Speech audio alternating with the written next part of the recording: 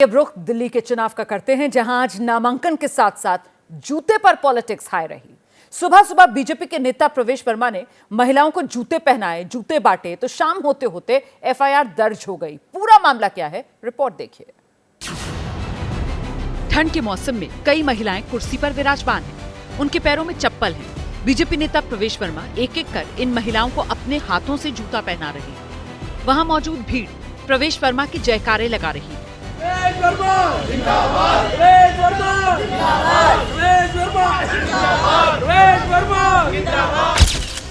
जूतों से जुड़ा एक और वीडियो सामने आया, जिसमें गाड़ी से जूतों की पेटी निकाली जा रही है। महिलाओं ने हाथों में नए नए जूते पकड़े हुए हैं। प्रवेश वर्मा हाथ जोड़ते हुए आगे बढ़ते हैं और बाकी बची हुई महिलाओं को जूते पहनाने लगते हैं।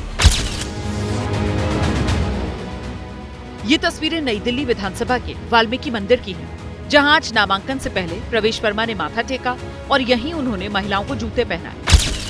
थोड़ी देर बाद प्रवेश वर्मा के प्रतिद्वंदी अरविंद केजरीवाल भी वाल्मीकि मंदिर पहुंचे और जूते वाले सवाल पर प्रतिक्रिया दी। उनको लगता है एक जूते से वो दिल्ली के लोगों को खरीदेंगे। क्या दिल्ली के लोग एक जूते की जोड़ी से खरीदे जा सकते हैं?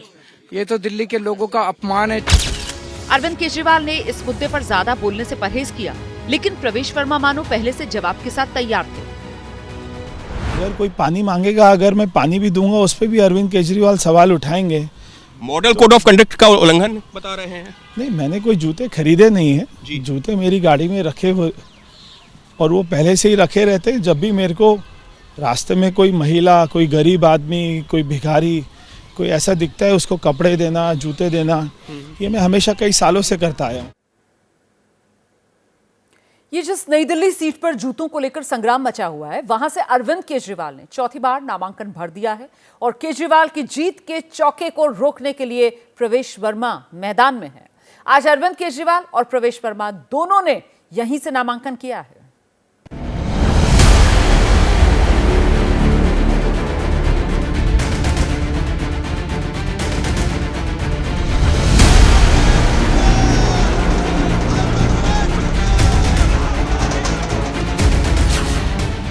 सर्द सुबह में नई दिल्ली की गलियां सियासी ताकत की नुमाइश से गर्म हो गईं।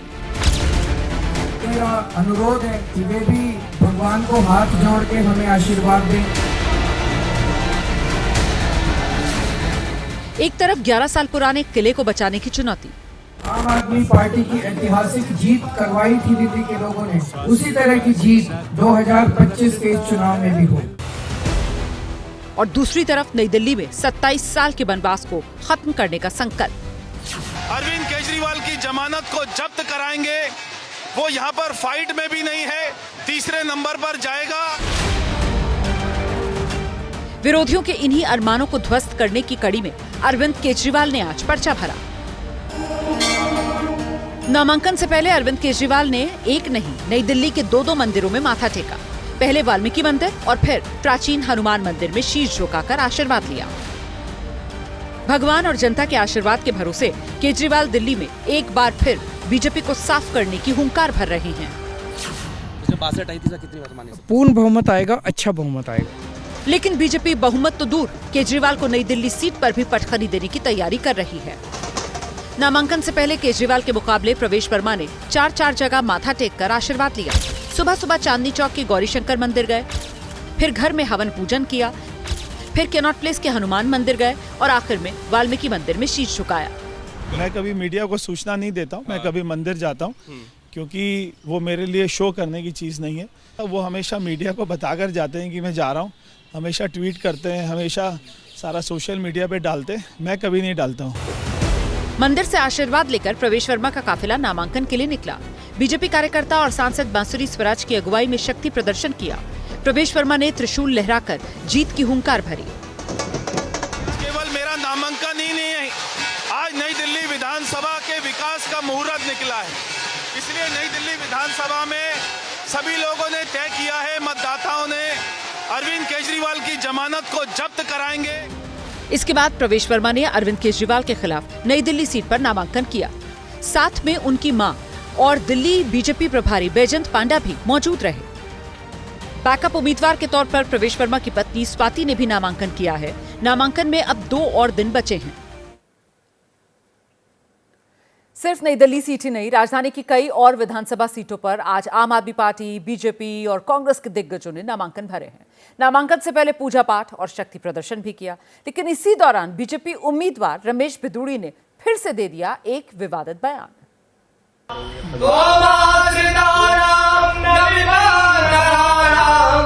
मंत्रोच्चार के साथ पूर्व बीजेपी सांसद रमेश बिधूड़ी ने अपने आराध्य की पूजा की। जहां आराध्य विराजे थे, वहीं पर बीजेपी का बड़ा झंडा भी स्थापित किया गया।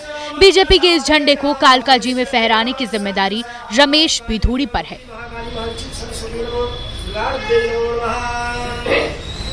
पूजा पाठ के बाद रमेश बिधूड़ी कालकाजी से नामांकन भरने निकले।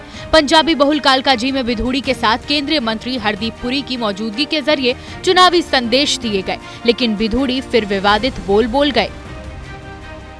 आपके गोविंदपुरी के अंदर गलियों की हालत देख लीजिए, 4 साल से लोग नरक भोग रहे हैं। अब जब 4 महीने रह गए, 4 महीने चुनाव में आने के हो गए, तो आतिशी जी गलियों में जैसे जंगल में हिरनी भागती फिरती है, ऐसे गलियों में भागती फिर रही है। आम आदमी पार्टी बिधूड़ी के इस बयान को महिला अपमान का मुद्दा बना रही है। जब एक महिला मुख्यमंत्री के लिए ऐसा बोल सकते हैं, तो आम महिला से इनका व्यवहार कैसा होगा, इनका आचरण कैसा होगा, इनकी बोली कैसी होगी। ऐसे महिला विरोधी मानसिकता वाले भाजपाइयों से देश को सावधान रहना है। पटपड़गंज से कूच करने के बाद मनीष सिसोदिया भी जंगपुरा में दम दिखा रहे हैं। उन्होंने लंबा नामांकन रोड शो किया। पंजाब के मंत्रियों को पिकअप वैन पर बिठाकर पंजाबी वोटरों को लुभाने की कोशिश की। हालांकि नामांकन वो कल करेंगे। और ये चुनाव एक तरफ काम की राजनीति और गाली की राजनीति के बीच हो रहा है। बीजेपी कांग्रेस एक हो गई है लड़ने के लिए आपके खिलाफ। राहुल गांधी भी आपके खिलाफ बयान दे रहे हैं, प्रधानमंत्री भी दे रहे हैं। जनता के बीच जाते हैं तो जनता पूछती है भाई क्या करोगे, तो केजरीवाल को 2 गालियां दे देते हैं, 2 एक देते हैं, 2 दूसरे दे देते हैं, 4 गाली देते हैं इकट्ठे होके। इसके अलावा शकूर बस्ती से चुनाव लड़ रहे सत्येंद्र जैन ने संजय सिंह की मौजूदगी में नामांकन भरा। करोल बाग से बीजेपी महासचिव दुष्यंत गौतम के साथ नामांकन के दौरान हरियाणा के सीएम नायब सिंह सैनी मौजूद रहे। दिल्ली कांग्रेस प्रदेश अध्यक्ष देवेंद्र यादव ने भी बादली से पर्चा भरा। बिजवासन से बीजेपी उम्मीदवार कैलाश गहलोत ने भी आज नामांकन कर दिया। दिल्ली में नामांकन की आखिरी तारीख 17 जनवरी है। 5 फरवरी को वोटिंग होगी। नतीजे 8 फरवरी को आएंगे। और आप जानते हैं, ये कहा जाता है कि दिल्ली सबकी है, सबको अपने में समाहित कर लेती है। यहाँ देश के हर हिस्से से लोग बड़ी तादाद में रहते हैं, जो चुनाव में बड़ा वोट बैंक है। बीजेपी ने कैसे हर समुदाय को साधने के लिए स्टार प्रचारकों की फौज तैयार की है, ये दिखाती हूं मैं आपको। हिंदुत्व का जब मुद्दा है तो उसके लिए योगी आदित्यनाथ हैं, देवेंद्र फडणवीस हैं, हेमंत बिस्व शर्मा हैं। पूर्वांचलियों को साधने के लिए गिरिराज सिंह, मनोज तिवारी, रवि किशन, दिनेश लाल यादव, सम्राट चौधरी सरीखे नेता हैं। पंजाबी समुदाय तक पहुंचने के लिए हरदीप सिंह पुरी हैं, स्मृति ईरानी हैं, और वहीं पहाड़ी वोटर का भरोसा जीतने के लिए अनुराग ठाकुर से लेकर पुष्कर सिंह धामी को चुनावी कैंपेन का हिस्सा बीजेपी ने बनाया है। आगे बढ़ते हैं। दिल्ली विधानसभा चुनाव में आज प्रवर्तन निदेशालय यानी ईडी की एंट्री हुई है। ईडी को गृह मंत्रालय की ओर से केजरीवाल और मनीष सिसोदिया के खिलाफ कथित शराब घोटाले से जुड़े मनी लॉन्ड्रिंग केस में पीएमएलए एक्ट की धाराओं के तहत मुकदमा चलाने की मंजूरी मिल गई है।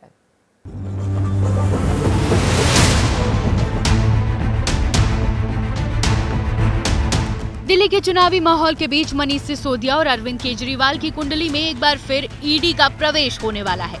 सूत्रों के मुताबिक दिल्ली के कथित शराब घोटाले केस में गृह मंत्रालय ने ईडी को केजरीवाल और सिसोदिया के खिलाफ मुकदमा चलाने की मंजूरी दे दी है। केस चलाने की मंजूरी न होने को ही केजरीवाल ने कोर्ट में अपनी राहत का आधार बनाया था। ईडी ने शराब घोटाले में ट्रायल कोर्ट में चार्जशीट दाखिल की थी। ट्रायल कोर्ट ने माना था कि चार्जशीट में केस चलाने के पर्याप्त सबूत हैं। केजरीवाल ने ट्रायल कोर्ट के आदेश को ये कहते हुए हाई कोर्ट में चुनौती दी थी कि ईडी ने दिल्ली का मुख्यमंत्री रहते हुए उन पर आरोप लगाए और ईडी के पास मुख्यमंत्री पर केस चलाने का कानूनी अधिकार नहीं है।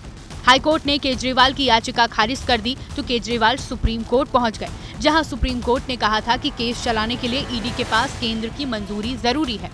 केजरीवाल के खिलाफ मुकदमा चलाने की ईडी को सक्षम अथॉरिटी से अनुमति तो मिल गई है, लेकिन केजरीवाल दिल्ली हाईकोर्ट में यह दावा करेंगे कि ये अनुमति उनके खिलाफ चार्जशीट दाखिल होने के बाद मिली है। ऐसे में निचली अदालत में चल रहा मुकदमा निरस्त कर दिया जाना चाहिए।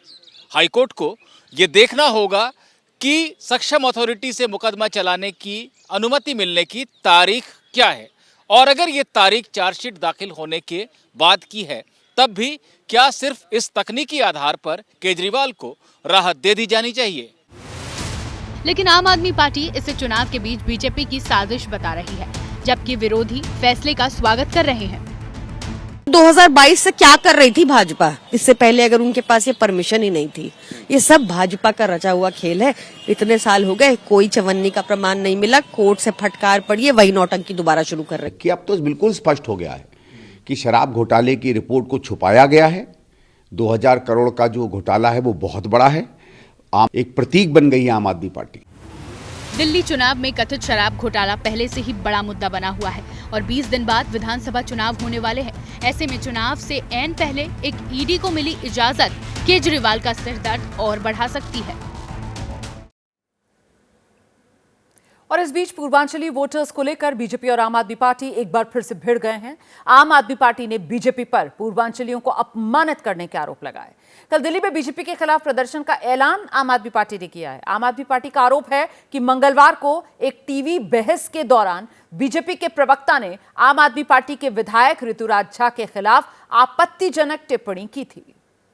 हम अपने भारतीय जनता पार्टी के प्रवक्ता से हमेशा ये अपेक्षा करते हैं, पार्टी हमेशा अपेक्षा करती है कि उसे अपने को संस्कारित और सुविचारित रखना है। इसलिए सजाद पूनावाला के मुंह से निकली बात को मैं निंदा करता हूं। पार्टी भी इसका संज्ञान लेगी, ऐसा मेरा विश्वास है।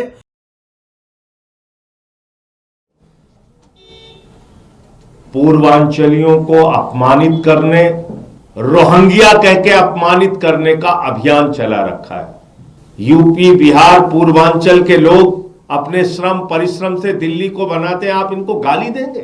इस अपमान के विरोध में आम आदमी पार्टी कल एक जबरदस्त और जोरदार प्रदर्शन पूरे दिल्ली के अंदर करेगी।